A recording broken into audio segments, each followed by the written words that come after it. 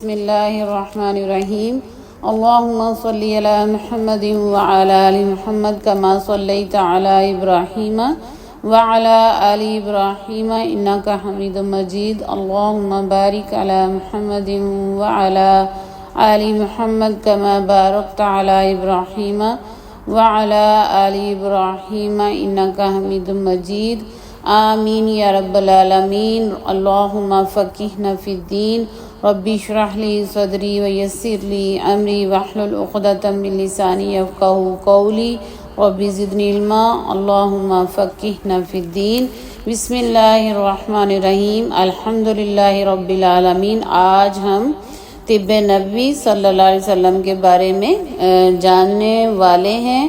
جیسے کہ پہلے میں نے مقدمہ تھوڑا پیش کیا، شیخ الاسلام ابن تیمیہ کے بارے میں ہم نے انٹروڈکشن کیا، اس کے بعد ہم نے چیپٹر نمبر 1 کو دیکھتے ہیں کہ اس میں کیا ہے کہ رسول اللہ صلی اللہ علیہ وسلم نے جن طریقوں سے خود اپنی بیماریوں کا علاج فرمایا، دوسرے کسی شخص کے لیے کوئی نسخہ تجویز فرمایا اور اس سے ان کو نفع تام ہوا، یعنی کہ ان کو ہمیشہ ہی اس میں فائدہ ملا، کیونکہ انہوں نے خود بھی عمل کیا، دوسروں کو بھی اس میں مشورہ دیا، بتایا، اور چیزوں سے، جڑی بوٹیوں سے۔ آج ہم ان چیزوں کے بارے میں انشاءاللہ جانیں گے۔ ان تمام آزمودہ طبی نسخوں اور حکیمانہ طریقوں کو ہم نے چند فصلوں میں اکٹھا کر دیا۔ رائٹر کہہ رہے ہیں کہ جو نبی صلی اللہ علیہ وسلم کی تعلیمات ہیں نا، ہم نے ان کو فصلوں میں اکٹھا کر دیا ہے۔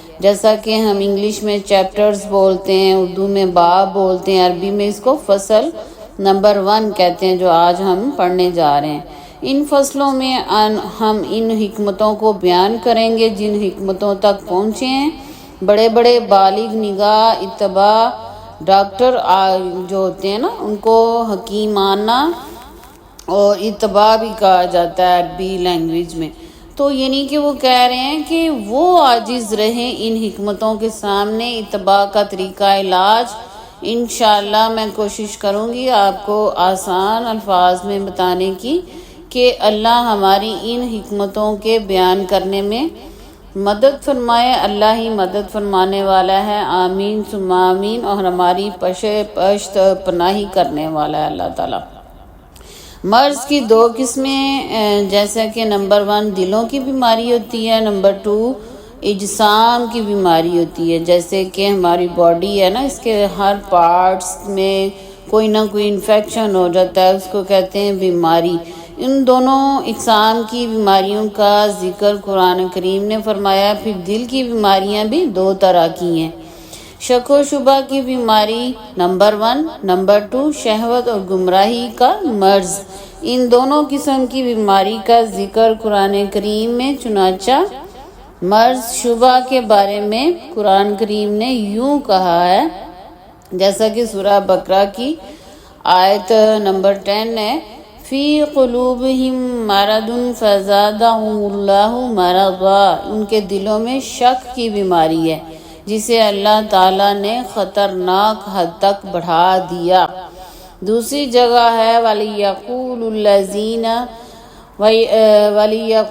الَّذِينَ فِي قُلُوبِهِم مَّرَضٌ وَالْكَافِرُونَ مَاذَا أَرَادَ اللَّهُ بِهَٰذَا مَثَلًا۔ یہ سورہ مدثر کی آیت نمبر 31 میں کہا گیا ہے کہ جن کے دلوں میں شک کی بیماری ہے وہ اللہ کے منکر ہیں، یوں یعنی کہ بول اٹھے کہ اللہ نے ان مثال سے کیا ارادہ کیا ہے، یعنی کہ انہوں نے اللہ تعالیٰ کی آیات کو جھٹلایا ہے، وہ شک میں ہیں، ان کو شک کی بیماری ہے۔ قرآن نے اس طرح بیان کیا۔ اسی طرح اللہ نے ان لوگوں کا ذکر کرتے ہوئے جنہیں قرآن و سنت کو ہی اٹل فیصلہ کن سمجھتے دعوت دی جاتی تھی، وہ انکار کرتے تھے، یہاں پس پشت ڈال دیتے تھے۔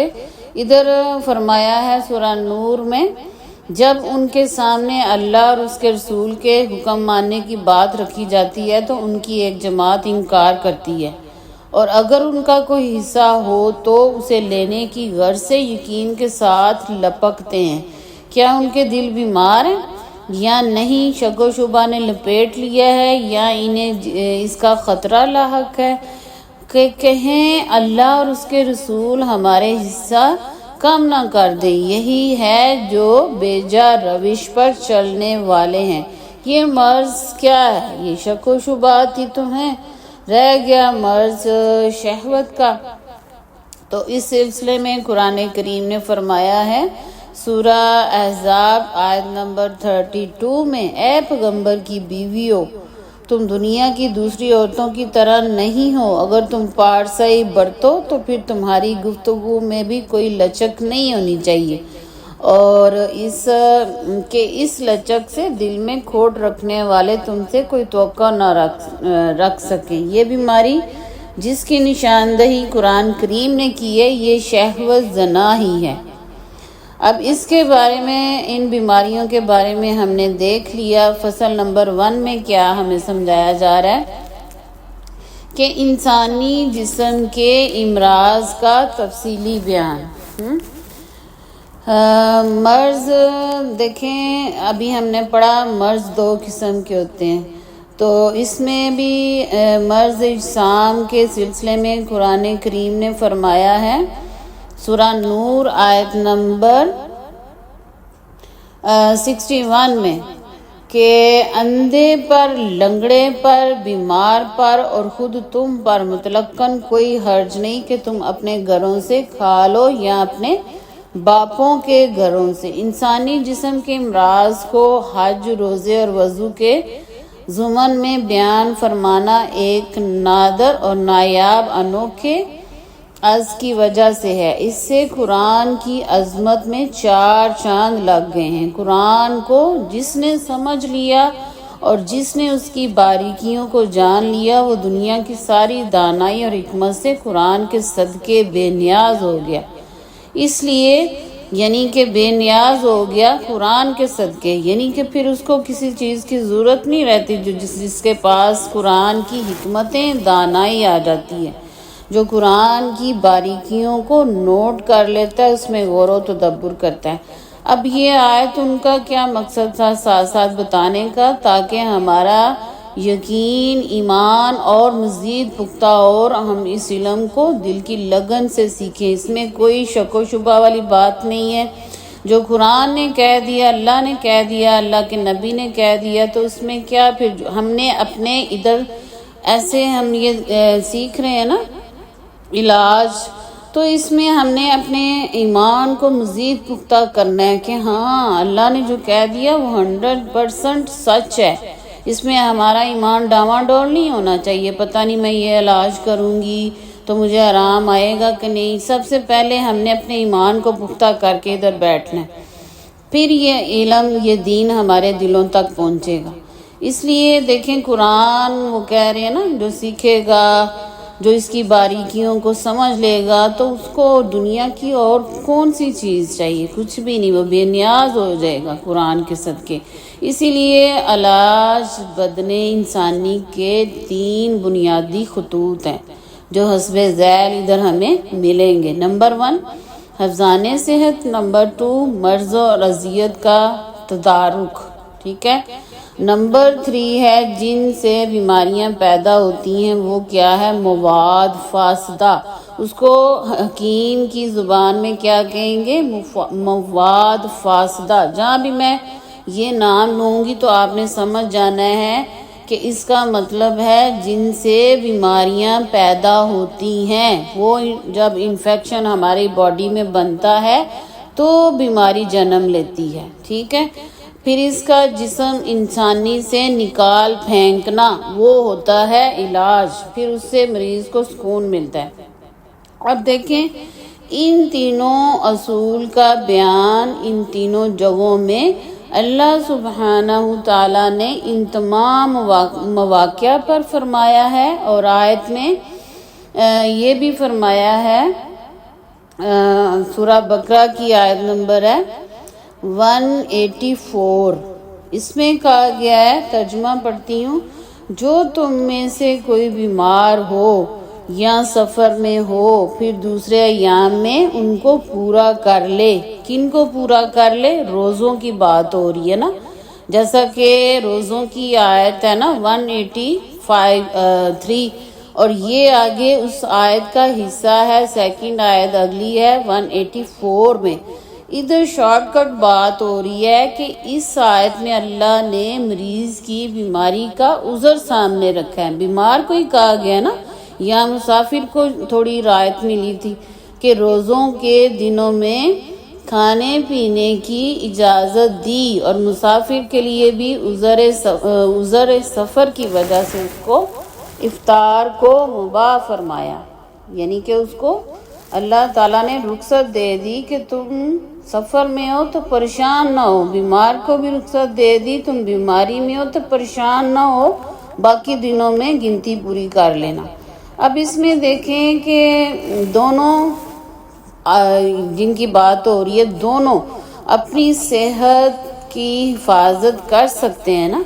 اللہ تعالیٰ نے کتنی ادھر دین میں آسانی رکھی ہے، اور اپنی قوت کو وہ دوبارہ بحال کر سکتے ہیں۔ آپ کو پتہ ہے سفر میں بھی انسان کتنا کمزور ہو جاتا ہے نا، جنہوں نے لمبے لمبے سفر کرنے ہوتے ہیں۔ اب تو سفر کی وہ یعنی کہ اتنی رہ ہی نہیں گئی مسافت، کیونکہ ہم تو گھنٹوں والا سفر منٹوں میں کر لیتے ہیں۔ تو یہ اس زمانے کی بات ہو رہی ہے، اسی لیے ادھر یہ آپ کو بات سننے کو مل رہی ہے کہ وہ اپنی قوت کو مسافر بھی اور مریض بھی بحال کر سکتے ہیں کہ کہیں بیماری میں روزے کی وجہ سے جسم کی قوت میں کمزوری نہ ہو جائے اور مرض پر قابو پانے کی صلاحیت کا فقدان نہ ہو جائے۔ اب بات یہ دیکھیں سفر میں روزے کی وجہ سے شروع ہوئی ہے نا، اسی لیے انہوں نے ساتھ ساتھ ہمیں آیات کے حوالے دیے تاکہ ہمیں بات اچھے سے سمجھ میں آئے اور بیماری کو بھی ہم اچھے سے سمجھیں، یعنی کہ صحت اور قوت میں اضمحلال نہ ہو جائے۔ صحت اور قوت اس لیے کہ شدت حرکت سفر سے جسم اور قوت میں مزید کابش ہو جاتا ہے، اور روزہ اس کی حالت میں پھر تحلیل قوی کا سبب بنتا ہے، کیونکہ اس میں روزے میں طاقت چاہیے جسم کو، تو وہ پھر اس کے پاس ہوتی نہیں ہے۔ اس لیے دیکھیں انسان کو اللہ نے اس کی فطرت کے مطابق اسلام میں بہت سی آسانیاں رکھی ہیں، اس لیے روزے کی حالت میں وہ بندہ انسان خدا سے محروم رہتا ہے نا، وہ انسان کی گھٹتی توانائی کے لیے بدل یا تلخل کا کام کرتا ہے۔ اسی طرح قوت کم ہوتی ہے اور کم ہوتی جائے گی تو پھر کمزور جسم آگے مزید کمزور ہوگا۔ اللہ تعالیٰ نے دیکھیں ادھر ہمارے لیے جو بیمار ہیں سفر میں ہیں ان مریضوں کا خیال رکھتے ہوئے اس آیت میں حکم دیا ہے کہ ان کو کھانے پینے کی اجازت دے دی گئی ہے۔ وہ اپنی صحت اور قوت کو جس حالت میں سفر میں خاصی ضرورت ہے محفوظ اور مصون رکھ سکیں، اپنی باڈی کو سیو رکھ سکیں۔ اسی طرح آیت آتی ہے حج میں ذکر فرمایا ہے، سورہ بقرہ کی آیت ہے 192 ہے، اس میں ہے کہ جو تم میں سے مریض ہو یا اس کے سر میں کوئی اذیت ہو، یہ حج کے دنوں کی بات ہو رہی ہے نا، سورہ بقرہ کا حکم ہے یہ، اور حج کے حوالے سے ہے کہ اگر تمہارے سر میں کوئی اذیت ہو تو وہ روزے کا فدیہ ادا کرے یا پھر مال کا صدقہ دے یا قربانی کے جانور کو ذبح کرے۔ یعنی دیکھیں اس کو سر منڈوانے کی بھی ادھر اللہ تعالیٰ نے رعایت دے دی ہے، رخصت دے دی ہے، اور ساتھ یہ آپشن دے دیے کہ تم نے یا تو روزے رکھنے ہیں یا روزے کا فدیہ ادا کر دینا یا صدقہ کر دینا یا کوئی قربانی کے جانور کو ذبح کر دینا۔ اس آیت سے مریض کو یا حج کرنے والے کو جس کے سر میں چوٹ ہو یا جوں نے کھا رکھا ہو، جوؤں کی بھی ایک بیماری ہوتی ہے نا، زیادہ جوئیں جن کو پڑ جاتی ہیں تو ان کو ظاہر ہے کھجلی کرنے سے پھر وہ زخم بھی ہو جاتے ہیں اور پھر خارش بھی ہوتی ہے اور کوئی اور دوسری اذیت بھی ہو سکتی ہے۔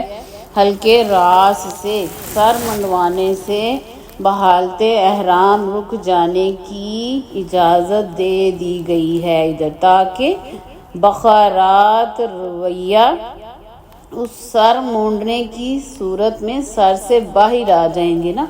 دیکھیں اللہ تعالیٰ نے ہمیں ہر چیز کھول کھول کے بتا دی ہے.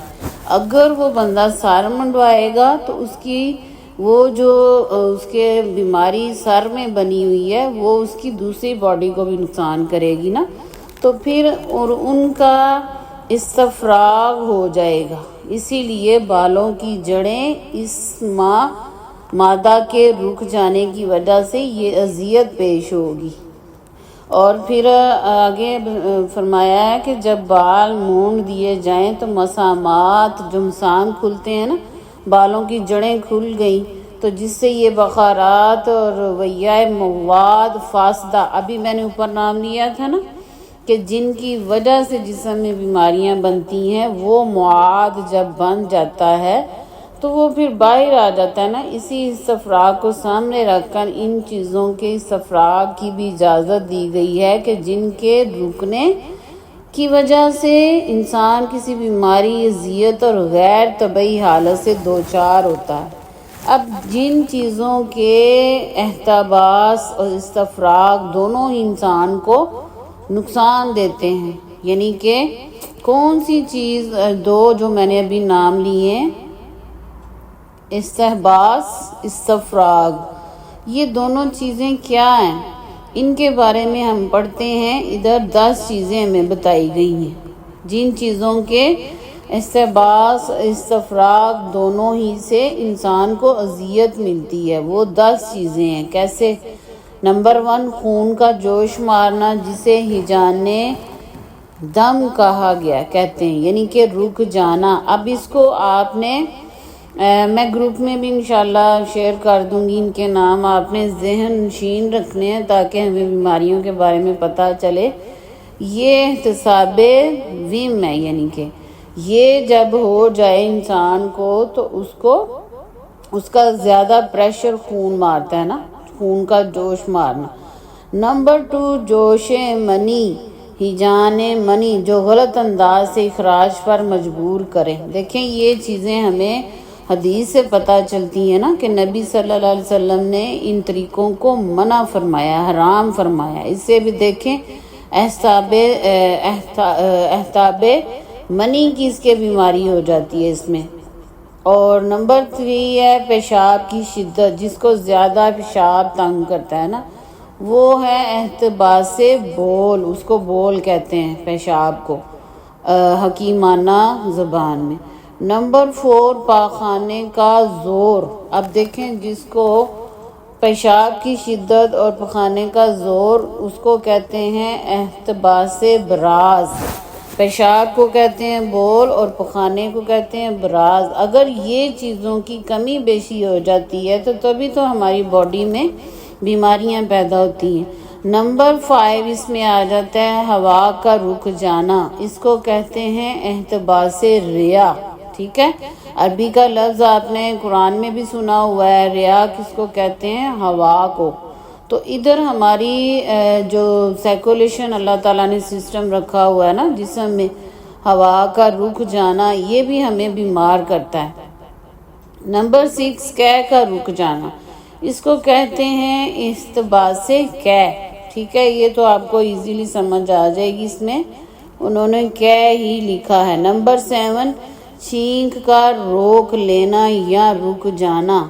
اکثر میں نے نوٹ کیا ہے لوگوں کو، اگر وہ کسی محفل میں بیٹھے ہوتے ہیں تو اپنی چھینکوں کو روک لیتے ہیں. یہ بہت غلط بات ہے. اپنی بیماری کے ساتھ کسی قسم کا بھی کمپرومائز نہیں کرنا چاہیے. اپنی باڈی کو ہمیشہ ریلیکس رکھیں. نبی صلی اللہ علیہ وسلم نے ہمیں طریقے بتائے ہیں نا. انشاءاللہ میں لاسٹ منتھ پہ اسی طرح کا ہر موضوع پہ ٹاپک لے کے آیا کروں گی کہ جس میں نبی صلی اللہ علیہ وسلم نے ہمیں زندگی کے آداب بتا دیے ہیں. جس نے وہ سیکھ لیے ہیں وہ آسان زندگی گزار سکتا ہے نا شخص. تو اب دیکھیں انہوں نے ہمیں چھینک کو روکنے سے منع کیا ہے. کیوں؟ کون سی بیماری بنتی ہے یہ نمبر 7 پہ چھینک روک جانا یا رک جانا، اکثر آپ کو پتہ ہے نا رک بھی جاتی ہے جب ہمیں فلو وغیرہ ہو جاتا ہے، نوزیا ہو جاتا ہے، تو اس کو کیا کہتے ہیں؟ احتباس عطاس کہتے ہیں اس کو۔ اور نمبر 8 پہ جو بیماری ہے نیند کی شدت میں، اس کو اچاٹ کر لینا، یعنی کہ ہمیں نیند آئی ہوتی ہے، ہم ڈیڈ بنے ہوتے ہیں نا، تو اس کو نیند کو پراپر ٹائم پہ نہ لینا، اس کو کہتے ہیں حبس نوم۔ نوم بھی آپ کو پتہ ہے عربی کا لفظ ہے نا، نیند میں آتا ہے یہ۔ تو نمبر 9 پہ ہے بھوک کی شدت، اس کو کہتے ہیں احتباس جو۔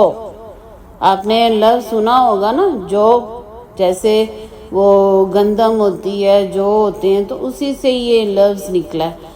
نمبر 10 پہ دیکھیں پیاس کی شدت لگ جانا، بار بار جس کو پیاس لگتی ہے سمجھیں یہ بھی ایک بیماری ہے، ہم اس کو نارمل لیتے ہیں نا۔ تو اس کو کیا کہتے ہیں حکیمانہ زبان میں؟ احتباس عطش، عین طا شین، عطش، ٹھیک ہے۔ یہ 10 چیزیں ہیں جن کو روک دینا بیماری کو دعوت دینا ہے۔ اب ہم نے کیا کرنا ہے؟ اللہ پاک نے ان کے استفراغ کو بیان کر کے آدمی کو بیدار کر دیا ہے۔ استفراغ کہتے ہیں ان بیماریوں کو اللہ تعالیٰ نے دیکھیں ہمیں بتایا ہے نا، تو ہمیں بتایا ہے تو آدمی کو جھنجھوڑا گیا ہے، آدمی کو بیدار کیا گیا ہے کہ ہوش کرو، اپنے جسم کی باڈی کو پہچانو۔ ہم یہ ضروری نہیں ہے کسی ڈاکٹر کے پاس ہی جائیں، ہم اپنے ڈاکٹر ہم خود بن سکتے ہیں۔ ہمارا کچن، ہمارے مسالے، وہ سمجھیں ہماری میڈیسن ہے، لیکن کمی کہاں ہے؟ کمی ہمارے علم میں ہے نا، ہمیں جیسے پتہ ہی نہیں ہے کہ اس بیماری کے لیے ہم نے کیا استعمال کرنا ہے، کتنی مقدار میں استعمال کرنا ہے، تو وہ چیزوں سے ہم محروم رہ جاتے ہیں، اور ہمیں چھینک بھی آتی ہے اور کھانسی بھی آتی ہے تو ہم بھاگے بھاگے جاتے ہیں ڈاکٹر کے پاس، ٹھیک ہے۔ اور یہ نہیں ہونا چاہیے، ہمیں اتنی تو اویئرنیس ہونی چاہیے نا کہ ہم ان چھوٹی چھوٹی بیماریوں کو اپنے گھر میں علاج کر سکیں۔ اب ادھر دیکھیں کہ یہ جو بیماریاں ہیں اللہ تعالیٰ نے ہمیں بتائی ہیں، وہ سمجھیں ہمیں ایک نعمت ملی ہے، کیونکہ یہ جو ادنا بخارات تھے نا، جو سر میں انہوں نے پہلے ہی بتا دیا، سر کے بارے میں، سر اور کھوپڑی میں رکے ہوئے تھے، ان کے رکنے سے مزید اور شدید بیماری کے بڑھ جانے کا اندیشہ تھا، اسی لیے اس ادنا کو فوری علاج کے طور پر استفراغ کا حکم دیا، فرمایا، یعنی کہ اس کو تھوڑا ریلیکس کرو، اس کو تھوڑا ٹائم دو تاکہ اس بیماری کا تمہیں تھوڑا پتہ لگے، تھوڑا۔ اسی لیے ہمیں کہا جاتا ہے کہ بیماری میں پہلے دن ہی نہیں بھاگنا چاہیے ڈاکٹر کے پاس، پہلے دن ہمیں کہا گیا ہے کہ تھوڑا صبر کریں، ویٹ کریں، اللہ سے دعا مانگیں، ساتھ ساتھ رقیہ کریں، دعا مانگیں، صبر کریں، دوسرے دن آپ بیماری کا علاج شروع کریں، ٹھیک ہے۔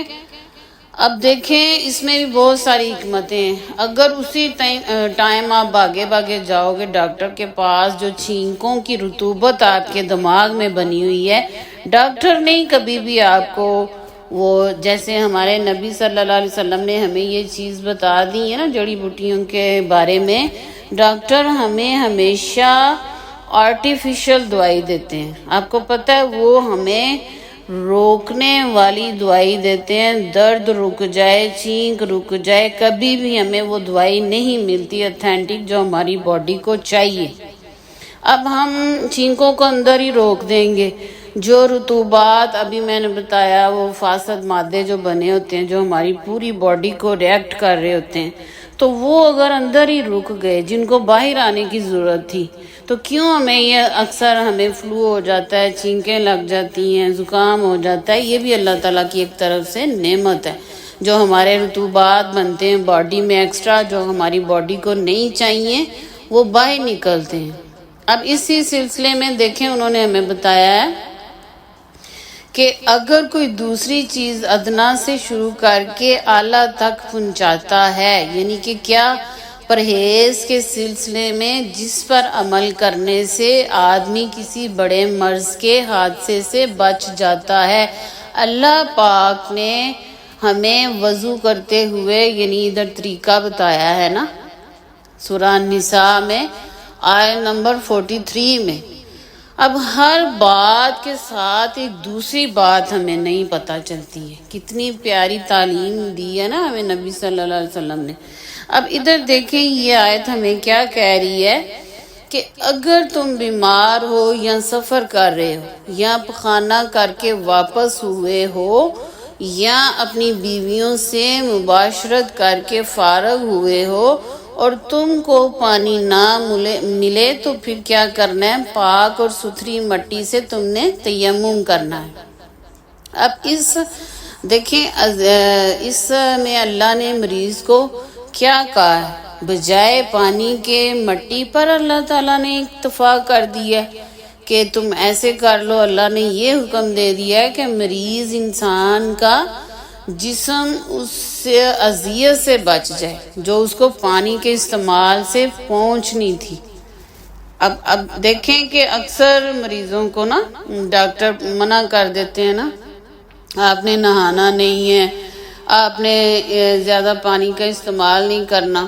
تو اس آیت میں دیکھیں داخل اور خارج، اندر اور باہر سے پہنچنے والی ہر اذیت کے تدارک کی تدبیر اللہ تعالیٰ نے ہمارے لیے رکھ دی کہ اس کو روک کر ہمیں متنبہ فرمایا، ہمیں خبر دے دی ہے کہ تمہاری باڈی کو تمہیں ریلیکس کی ضرورت ہے، پانی سے بچاؤ۔ کیوں ہمیں یہ آپشن ملتا ہے تیمم کا؟ اس میں بھی اللہ تعالیٰ نے بہت ساری حکمتیں رکھی ہیں، ہر انسان کے لیے اللہ تعالیٰ نے بہت آسانیاں رکھی ہیں۔ اب دیکھیں اسی طرح قرآن کریم کے ذریعہ باری نے رضی اللہ عنہ، اور اس میں دیکھیں کیا کہا ہے انہوں نے کہ قرآن کے ذریعے اللہ تعالیٰ نے اپنے بندوں کو حصول طب، جو ہم پڑھ رہے ہیں، طب کہتے ہیں ڈاکٹری لیول کی، یہ جو ابھی ہم پڑھ رہے ہیں نا تعلیم، اس کو کہتے ہیں حصول طب، اور اس کے اساسی قواعد جو ابھی ہم سیکھ رہے ہیں اس کی طرف رہنمائی قرآن میں بھی آتی ہے جگہ جگہ۔ اسی طرح ان اصولوں کی تائید رسول اللہ صلی اللہ علیہ وسلم کی سنت سے بھی پیش کریں گے، ہمیں بتایا جائے گا، جن سے واضح ہو جائے گا کہ رسول اللہ صلی اللہ علیہ وسلم نے فرامودات بسلسلہ حفظان صحت اور علاج کس قدر مکمل ہیں، یعنی کہ ان کا آپس میں کتنا گہرا تعلق رہ گیا۔ دل کا علاج تو اس کا پھر حق انبیاء رسول علیہ السلام کے لیے ہی تسلیم شدہ ہے کہ اس کا علاج صرف اور صرف انہیں یہی ہے نا کہ وہ اپنے پروردگار کے عارف ہوں۔ عارف کس کو کہتے ہیں؟ یعنی کہ ہمیں اللہ تعالیٰ کی معرفت ہونی چاہیے اور وہ پیدا کرنے والے کو پہچانتے ہوں، عارف ہوں اور پیدا کرنے والے کو پہچانتے ہوں، اور اس کے اسماء اور اس کی صفات اور اس کے افعال اور اس کے احکام سے کما حقہ واقف ہوں، اور باری تعالیٰ کی خوشنودی اور اس کی پسندیدگی کی جانب ان کا رخ اور ان کی مناہی اور غصے کی باتوں سے پرہیز کریں، یعنی کہ جہاں جہاں اللہ تعالیٰ نے ہمیں منع کیا ہے منع ہو جائیں اللہ کے غصے کی باتوں سے، یعنی کہ ہمیں سمجھ جانا چاہیے کہ اس میں اللہ کی کوئی نہ کوئی حکمت ہے۔ اب اسی لیے کہ دل کی صحت اور اس کی زندگی ان چیزوں کی رعایت کے بغیر ممکن نہیں ہے، اور ان کا حصول انبیاء رسول کو ذریعہ بنایا بغیر ہی ممکن ہے کہ کسی کے دل کی توانائی اور اس کی صحت بلا اتباع انبیاء علیہ السلام کے متصورانہ ہو سکے، اور جو اس کے سوا سوچتا ہو دوسری باتوں کا گمان کرتا ہے۔ اسی لیے یہ بات تو اس کے نفس حیوانی شہوانی کی زندگی سے متعلق ہے اور اس کی صحت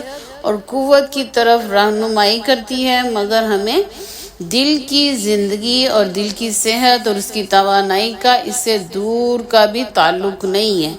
یعنی جو ان دونوں حالتوں میں تمیز نہیں کر سکتا، ہمیں بتا دیا گیا ہے کہ ہماری باڈی کو نقصان ہوتا ہے. پھر جب ہم اللہ تعالیٰ کی باتوں کو نہیں مانتے، جو نبی صلی اللہ علیہ وسلم نے ہمیں تعلیم دی ہے ان کو نہیں مانتے، پھر اس کے دل کی زندگی پر ہمیں رونا چاہیے. دیکھیں کس قدر ادھر لفظ استعمال ہوئے ہیں نا.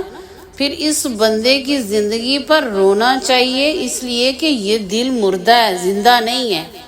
زندہ سانس تو چل رہے ہیں اس کی باڈی میں، لیکن اس کو سمجھ بوجھ نہیں ہے، اندھا دل ہو گیا اس کو کوئی سوچ وچار ہی نہیں ہے. نہ وہ اللہ تعالیٰ کے احکام کو مان رہا ہے، نہ وہ نبی صلی اللہ علیہ وسلم کے احکام کو مان رہا ہے.